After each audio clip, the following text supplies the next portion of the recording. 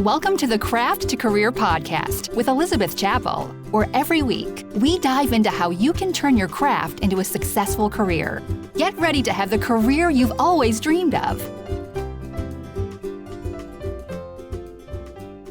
Welcome to episode 19 of the Craft to Career podcast.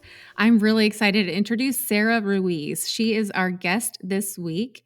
She is a NASA engineer by day and a quilterpreneur by night. And I really wanted to have her on the show because a lot of you have a full-time job doing something besides your creative business or creative dream. And so I wanted to bring someone on the show to just pick their brain to see how they do all of the things. What is it like to juggle having a full-time job and a crafty career?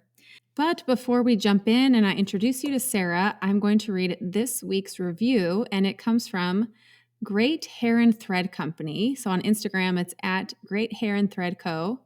And she says, I feel like this podcast was made just for me. I love and am so grateful for Elizabeth's perspective and her passion for sharing and connecting. Anyone who has a creative business will get so much helpful information and encouragement from this podcast. Thanks so much for this review. I really do love and appreciate the reviews. If you are enjoying this podcast, go ahead and leave a review. Each week, I like to share one of those reviews and give a shout out for those of you who take the time to do that. So thank you so much. And now let's jump in and let me introduce you to Sarah Ruiz. Sarah, thank you so much for being on the Craft to Career podcast. I am super excited to have you. I've known you for years now. You are one of my personal tech editors and lifesavers when it comes to writing patterns. But you're also a NASA engineer, which is freaking awesome. And so I wanted to have you on the podcast to kind of address having a full-time career in the corporate world and also having a career, a side creative career, specifically in the quilting world. So can you just tell us a little bit about what it's like to be a NASA engineer and to have this quilting thing on the side? Yeah, of course. So first of all, thank you for having me. It's fun to join you. But yeah, so I have a corporate, it's the government, NASA is a government agency, so it's technically not corporate, I guess. But yeah, I have a full-time day job as an aerospace engineer at the Johnson Space Center here in Houston. It's the only, quote, real job I've ever had. I started working here in college, and I've been here ever since, although in a lot of different roles. The Space Center is very comparable to like a college campus, so there's a lot of different programs and different things to work on. But yeah, so I mean, that's been my day job for 20 plus years now. Like I said, I started in college. And I started quilting about 10 years ago. And at first it was very much just a hobby. I've always had creative interests. I've alternately over the years been into web design and photography and graphic design and all sorts of crafting, both as a kid and as an adult. And so quilting fit really naturally in that. And when I started out, it was very much just a hobby. But as I got more and more into it, I started, designing my own patterns for my own personal use, and then thought, hey, maybe I could turn this into a pattern that someone else could make. And then eventually moved over into the other side that you mentioned, so tech editing and graphic design, and I do some pattern ghostwriting, kind of a mix of a lot of different services for other pattern designers as well as writing my own. And so I do that, quote, on the side. I guess you can call it a side hustle or whatever term you want to use.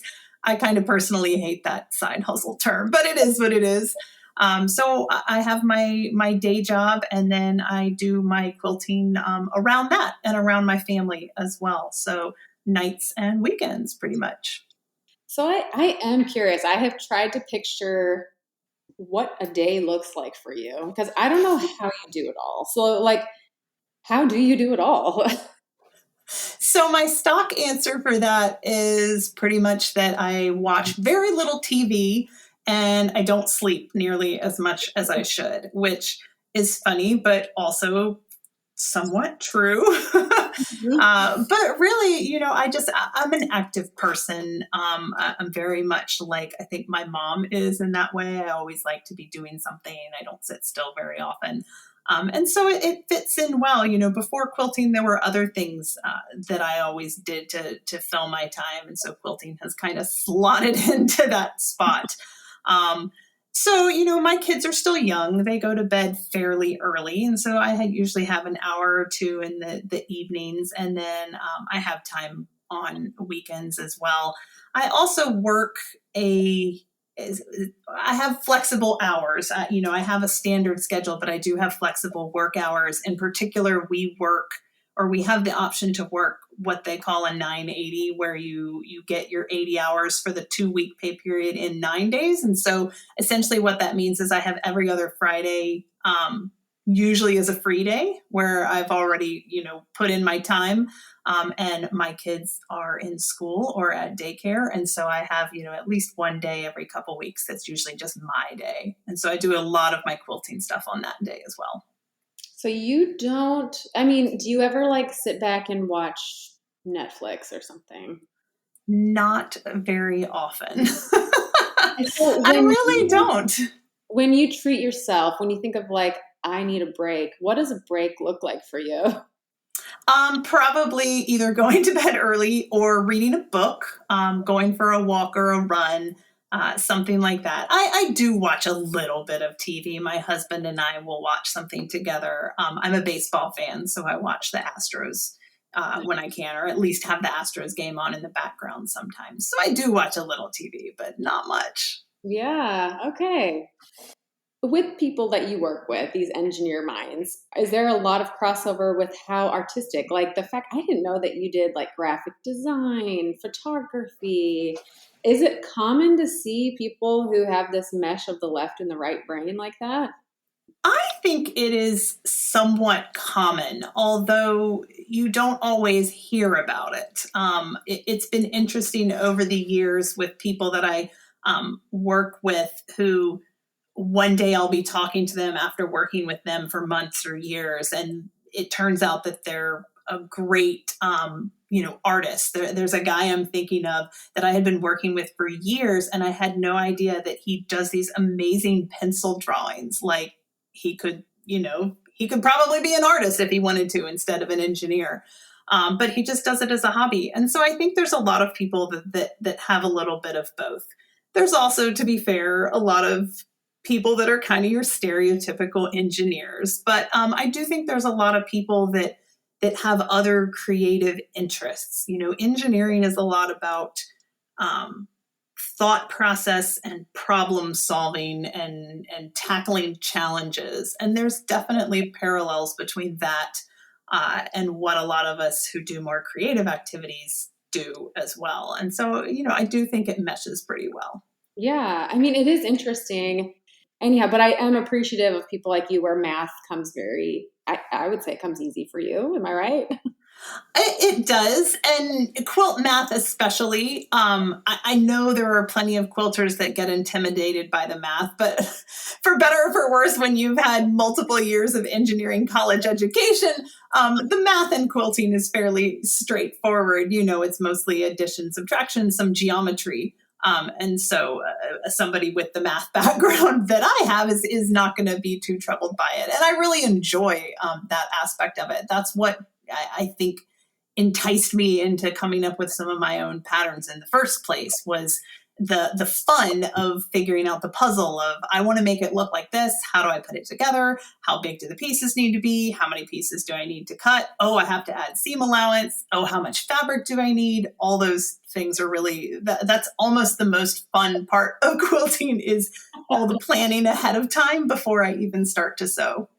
Which I am really appreciative. So in the quilt pattern writing course, I had you as a guest to come and, because how dare I try to teach someone about quilt math when I don't do a whole ton of it. I hire you, to help with it. So I'm like, Sarah, come in and talk with it. And it really does excite you and energize you, which is a beautiful gift. It's a beautiful gift. It does. I admit it. I love it. And I'm so glad. I'm so glad that you do. So I love that, that you love math and you love being a tech editor for quilters. How did you start your career as a tech editor? How did this happen for you? It was a little bit of just happenstance, to be honest. So I've mentioned that I had started designing some of my own patterns and had a growing relationship at the time with Craftsy. Now, this was Craftsy of like 2016-ish, and it's undergone a couple changes since then. But this is like old school original Craftsy. And I had been working with them to turn a couple of my patterns into kits and to write a couple patterns for them. And they sent out an email one day to what must have been just a, pattern designer and editor distribution list. And they mentioned needing or having a bunch of patterns that needed tech editing. And I kind of on a whim threw myself out there and I said, well, I could tech edit patterns. I have pattern writing experience. I'm very good at math. I'm very detail oriented. I actually in college worked on my college newspaper. So I had some editing experience. That's a little different than a quilt pattern, but it's still editing experience. And so to their credit, they took me up on it and sent me a couple patterns to tech edit. And from there, it kind of built slowly. I didn't go super hot and heavy trying to build the tech editing side, but I would occasionally see a pattern designer on Instagram or on Facebook mention needing someone. And when I saw that, I would occasionally send a message saying, hey, I could help you out. Let me know. And just a quick description of my services. And not everybody took me up on it, but a couple people did. And once that started, the ball kind of started to gather steam, I guess. I get a lot of references these days from word of mouth. I have several clients from your pattern writing course that I now edit for. And so, once you've got several people and quilt pattern designers, a lot of them kind of know each other and will ask questions. In particular, there's a Facebook group for quilt pattern designers that I think you and I are both in, as well as a lot of other people. And so your name gets passed around. And so it really built just from word of mouth by that point. And so at this point, I haven't counted, probably somewhere in the range of 20 to 30 different pattern designers that I work with. And they'll just send me their patterns when they have one ready. And I'll give it an edit and get it back to them. And then I get to see it go out into the world and lots of people make it, which is a lot of fun. Have you ever have you ever edited a pattern that you're like, I've got to make this one? And you don't need to say specific which one it is, but have you done that before where you're like, oh, this one's good? That happens pretty often, actually. Yeah. There's a lot of them that I see that I'm like, oh, I love this quilt. I really need to make it. I'm not sure I have made right. any of them because time is a limited resource, right? But yeah, there's quite a few that come across my desk that I just think are really, some of them are simple, but just have a lot of impact. Some of them are more complex and just really fun to tech edit because I get to see how the other pattern designer figured out how to put it together. Mm-hmm. There's quite a few that I would make if I had infinite time. Yeah, it is fun to see. That's one thing about having a creative business with, let's say, quilting, that you kind of do give up a few things. And some of those are creating all of the other designs, when you're writing your own quilt patterns. But I love that. I don't know if like scrappy is the right word, but just kind of that assertiveness of putting yourself out there. When Craftsy said, we're looking for a tech editor, for you to have that confidence to say, I'll do it, and to reach out to people on Instagram when they're saying, I'm looking for a tech editor, I need this, to throw yourself out there. That's a huge, scary thing. Was that intimidating for you? Or were you like, nah, either way, take it or leave it? Pretty much the second. I figured there's no harm in sending a message if they ignore me or if they say no thanks, no harm done, no sweat. But if they take me up on it, then obviously that's a good thing. And I was admittedly very confident in my abilities to do a good edit of the pattern. I knew that I was going to be able to provide them with solid feedback. And so when you're confident in your abilities to do that, it makes it easy to offer those services. But, when you were asking the question, I couldn't help but think, and this is probably a topic we could talk for hours, but quilting versus engineering. My engineering job is very much based on skills and qualifications. And if you want to go apply to a job, they want to know, what degree do you have? What software do you know? What experiences have you had? What teams have you led? And quilting is very much a contrast to that. I think there's a much lower bar to entry into the quilting industry. And there's pros and cons associated with that we could probably talk all day. Yeah. But, there's a much low barrier to entry. So you can write a pattern and put it out there and be successful. I can offer tech editing services and put it out there and be successful. Now, if my edits were crap, I probably wouldn't have gotten very far. So I'm going to take that as a sign that they're good. Yeah. Well, and this is an interesting topic. In fact, I have an episode in the podcast where I talk about to the naysayers. So on this topic, there is some chit chat in the quilting community about there's too many quilt pattern designers out there, which is a very interesting topic. And my curiosity is, I don't know why people care, because you just don't have to buy it. Like, if that's not your thing, just don't buy it. And I feel like foot traffic, like you said, anyone can throw it out there. Anyone can put a pattern out there. If it's not good, it's not going to stick around, And so the quality will speak for itself over time. And if your stuff's not sticking, then you're either going to have to leave or figure out how to up your quality. Same with a tech editor. Anyone can go out there and say, I'll tech edit, but if you're not good, it's not going to stick around, I don't know. What are your thoughts on that? And maybe that's too heated of a topic. No, I feel pretty similarly to you. I've had discussions with several other pattern designers. Maybe that's one of the big cons to the low barrier to entry into the quilting industry is that you can have a lot of patterns out there. A lot of them might not be very good. And that makes it hard for the consumer to weed through. It makes the consumer uneasy. Like, if I'm going to spend $12 for this pattern, how do I know that it's good? Maybe I'll just go over here and get a free pattern instead, because there's a gazillion free patterns in the industry, which is yet another topic we could talk about. Yeah. But I very much agree that I think if a pattern designer comes in and they write a pattern and it's not good, or people don't like the design or what have you, then it's not going to be successful. And like you said, they're going to have to go back and either up their skills or think of new designs. And so there may be a lot of pattern designers out there, but I think it's the same thing you said, like, they're not going to stick around if they're not putting out a good product that people want and enjoy. Mm-hmm. So you're an Aurifil artisan. What is that? How did you come about that? Tell me a little bit more about that.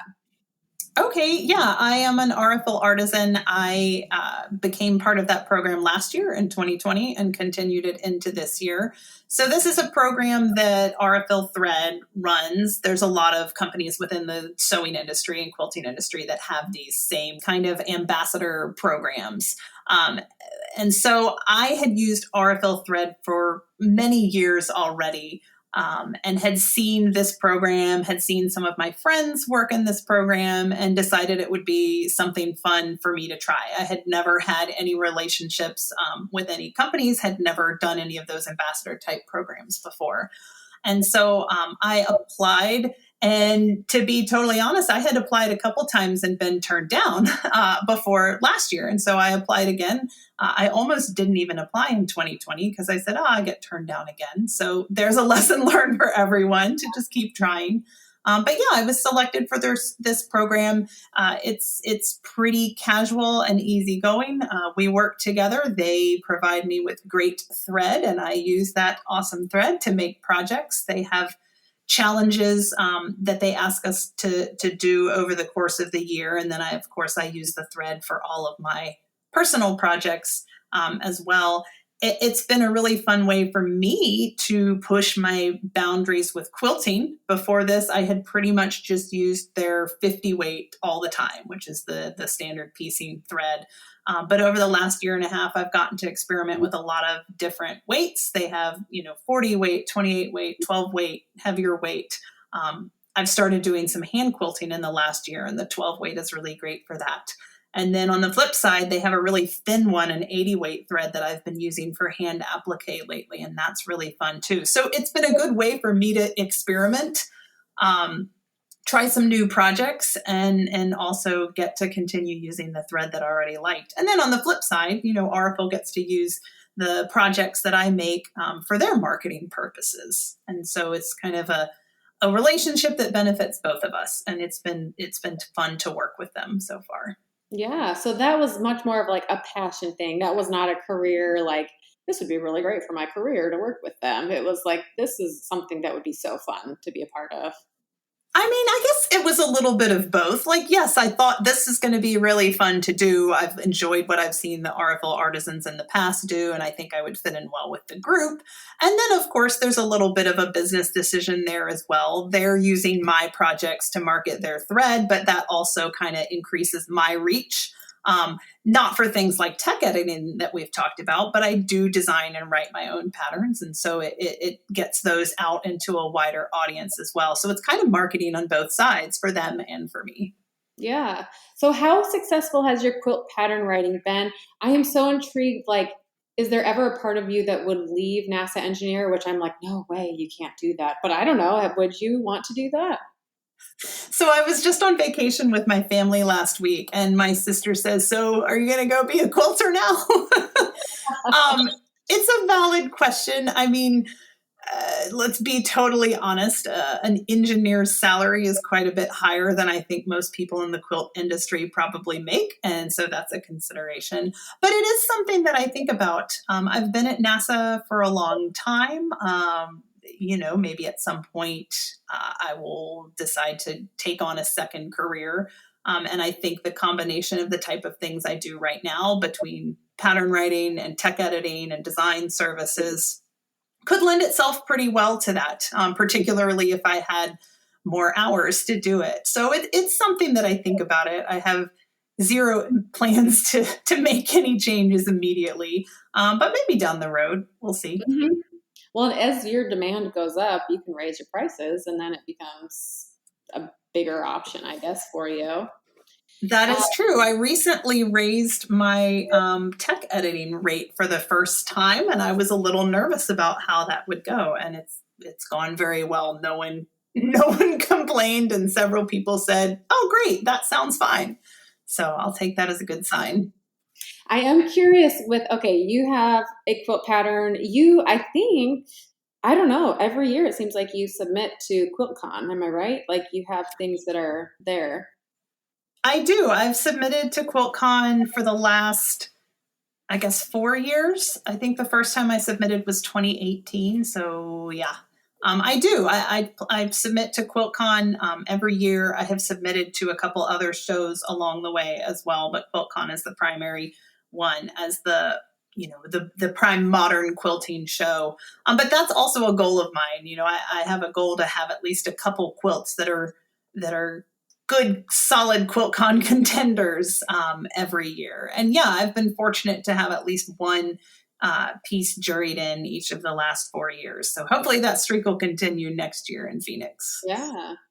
I mean, it's fun. I mean, and it's a big deal. Now that I have submitted to QuiltCon myself, I'm like, that's no small feat to get multiple quilts accepted. And you did, I want to say it was your first time around, you won an award at QuiltCon. I did. I won an award in my very first one. I won first place in the fabric challenge category that year. That year it was sponsored by Michael Miller Fabrics, and that was, I chalk it up to beginner's luck. I have not won any awards since, probably never will again, but I will absolutely take it. That made my first QuiltCon a really, really, really fun experience. Yeah, that is cool. So with your quilt patterns, are they pretty successful? Do you have one that's been like, well, that's my best seller? How is that for you? Yeah, it has met the goals that I had for it, which are admittedly fairly modest. But yeah, my pattern business has continued to grow. It's grown quite a bit in the last year. And to be totally blunt, I think that's related to Instagram following. I gained quite a few Instagram followers over the last year and a half due to a 100-day project I did last year making fabric postcards.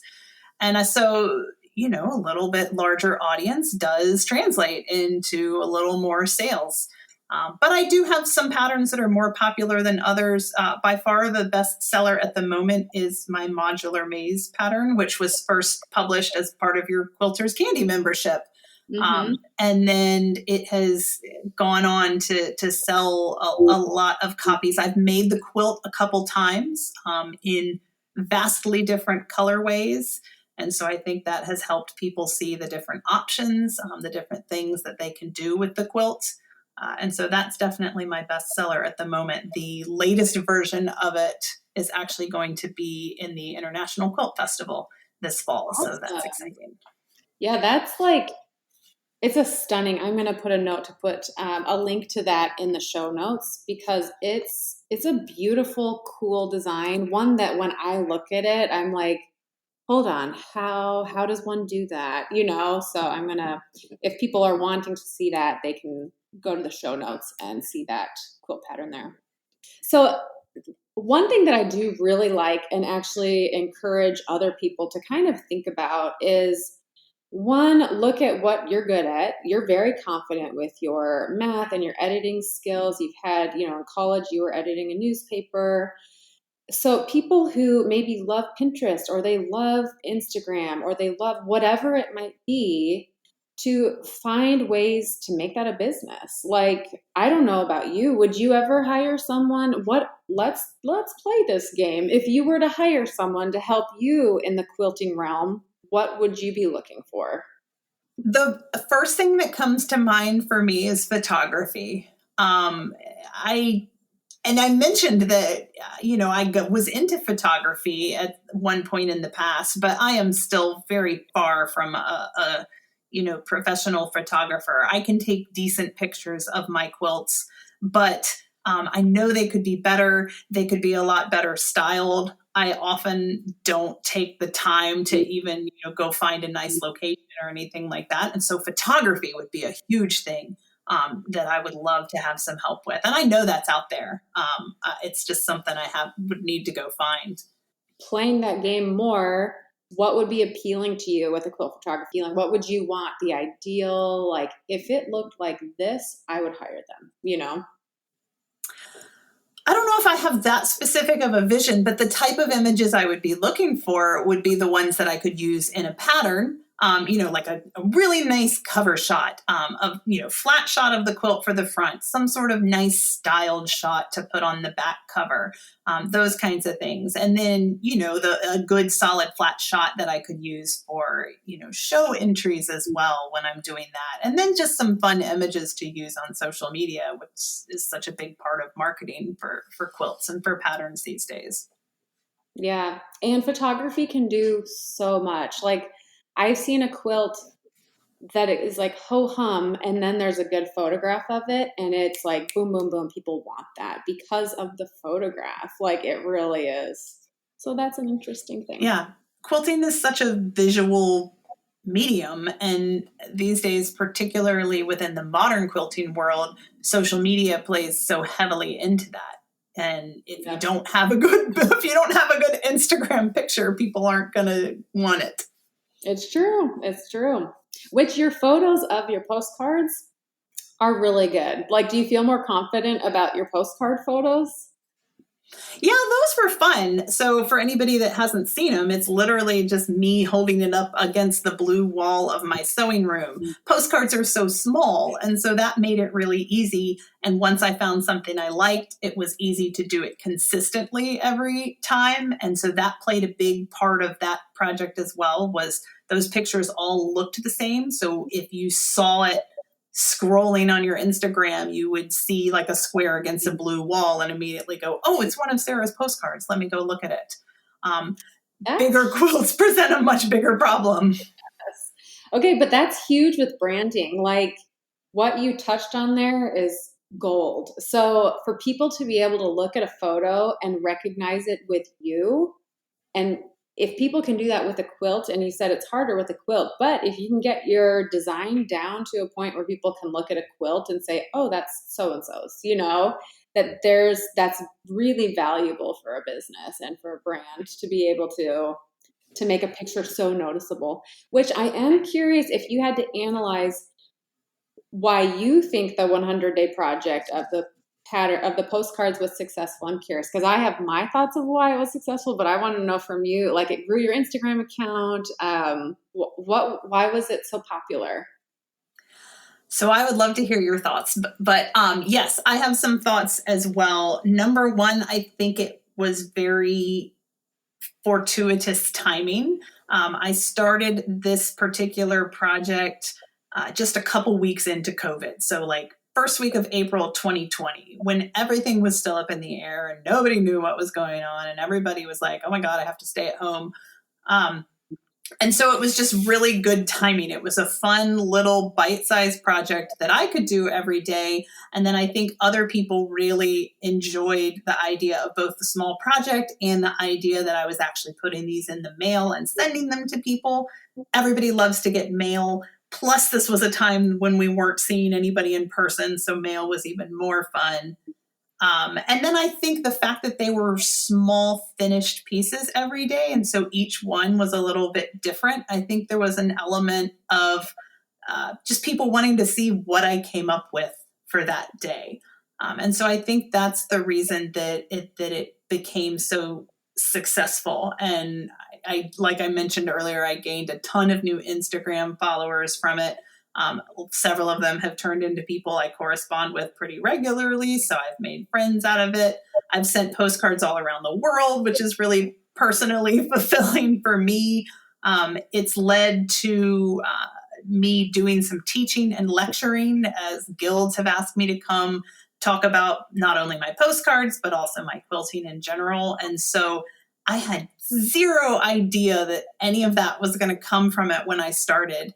I had done 100-day projects for the previous several years as well that did not, resonate with people nearly to the level that the postcards did. I think it was just a confluence of a lot of things at the same time, and it was a little piece of something that made people happy. Yeah, the timing, I hadn't even really thought about that. I'm going to throw this out there. You could totally write a book on the patterns, like writing the patterns and a fabric postcard book. I'm going to throw that out there. If you haven't thought of it, maybe you already have, but I had not. A lot of them were improv, but there were definitely some that were patterns, some my patterns, some the patterns of friends. I actually am teaching a postcard workshop at QuiltCon in Phoenix in February. So if anybody's listening and wants to look into that, I would love to see you in that class. Yeah. I don't think I've seen the end of postcards. I haven't made any in the last couple months, but I don't think I'm done with them yet. Good. And I think I'm on this book topic right now. Like, you should totally do this. But I do think it'd be really popular. And I think it'd be cool to teach the improv thing in the book, too. Like, for me personally, it sounds so easy for people who do improv. But I'm like, walk me through how to do this. Like, how does one, it sounds like, well, you just do it. But like, that's very uncomfortable for me. I would love to have someone say, this is how you do improv, I would have to put some thought into it, to be honest. I'm sure there is a method behind how I do it, but sometimes it does feel very much like I'm just pulling pieces out and going. I'll have to put some thought into it. The hardest part is like reconstructing, like, how did I do that? Let me like try to reverse engineer that and see how I did that. But I think that for me, why I thought the fabric postcards were so popular, they're just this beautiful, it's brand new. It's something totally different. We see a lot of beautiful quilts all the time. We don't see a lot of fabric postcards, not to mention this idea that you're doing one every day. I was completely intrigued by that. Like, no way, she's going to miss a day. Like. So I think, my engineering background lends itself very well to 100-day projects. I have that mindset that works very well with, I'm going to pick a thing and I'm going to do it every day and I'm not going to miss a day. And so I mentioned I've done several 100-day projects before, and I've done a couple more since the postcards. Something about that format works really well for me. And so that I can see how that aspect of it, where there's going to be one every day, would have appealed to people as well. So for our listeners, if they're wanting to find you, where's the best way to find you? Probably first on Instagram. So my Instagram handle is Saroy, Saroy. And then you can also visit my website, which is sarahruiz.com. Okay. I've always wondered how to say your Instagram name. So Saroy? I say Saroy. So the background is that I've used that name online for a couple decades now. It is a combination of Sarah and what used to be my middle name before I got married, which was my grandmother's maiden name. So it's a combination of a first name and a last name. It makes no sense to most people these days, but that's where it came from. And I've had it for so long that I haven't been able to let it go yet. You're sticking with it. I like it. Yep. All right. Well, to wrap things up, I've got a few rapid fire questions. Are you ready if I just shoot? I am. I hate picking favorites of things, but I am ready. Okay. Well, with that in mind, what is your favorite planet? I gotta go with Saturn. Or the Earth, but Saturn is very pretty. Can I just say how excited you got when you're like, no, Earth? That was so... Okay, what is a book that you love? I have read so many books over the years. The one that pops into my head is one that I actually just read recently, so it's maybe not my all-time favorite, but it's a recommendation. It was called The Invisible Life of Addie LaRue. I just finished it a couple weeks ago, and it's a novel about a girl who makes a deal with the devil. It was good. That may sound weird, but it was good. I just read that. It was a good one. This is kind of an obvious question, I think. Okay. Would you go to space if you could? Maybe. This is a very timely question because it's only within literally the past couple weeks that going to space has even really been an option for non-career astronauts. I think that, yes, I would want it to be on a rocket or ship that has flown many, many times and is very well proven. I am a fairly risk-averse person. Okay. Who is someone you would want to go to lunch with if you could? This could be a person who is dead or alive. So I have two thoughts that immediately come to mind. Just last week, I was on vacation with my whole family, none of whom live anywhere close to me. And so I would love it if I could go to lunch with them on a more regular basis. But in this more of the spirit of, I think, what this question usually intends, since we've been talking space, I'm thinking like, John Glenn or Neil Armstrong or Sally Ride, somebody like that. That'd be cool. That would be cool. At what age did you realize you had an engineer mind? So I decided I wanted to be an engineer when I was in high school after getting an opportunity to visit the Kennedy Space Center in Florida. That's when I decided I wanted to be an engineer and work for NASA. But going farther back, my dad was trained as an engineer. And even though he left engineering when I was still really young, I think he still had that mindset. And he also loves astronomy and the stars. And so I think a lot of that kind of seeped in and was there all along. I really like that. That's really cool. All right. And our last question, what is a favorite food of yours? Dessert. Any kind of dessert. Something with chocolate and raspberries. Okay. All right. So you're more sweet than savory. Yeah, I think so. Okay. Nice. Well, thank you so much for being on the Craft to Career Show. I seriously love hearing behind the scenes. Thank you so much, Sarah, for being here. You're welcome. Thanks for having me. Sarah, thank you so much for being on the show this week. It was so great to hear from you, to hear your insights and perspectives. And for all of you creative entrepreneurs out there who have another job or have a full-time job, it is possible to also have a creative career on the side. It can be a full-time thing, but it can also be a part-time thing. So I'm really glad that we got to have Sarah on the show. And if you enjoyed the podcast, be sure to subscribe so you don't miss an episode. And be sure to tune in next week where we have a business coaching call. I'm really excited to share that with you. So I will see you next week on the Craft to Career podcast. Until then, take care.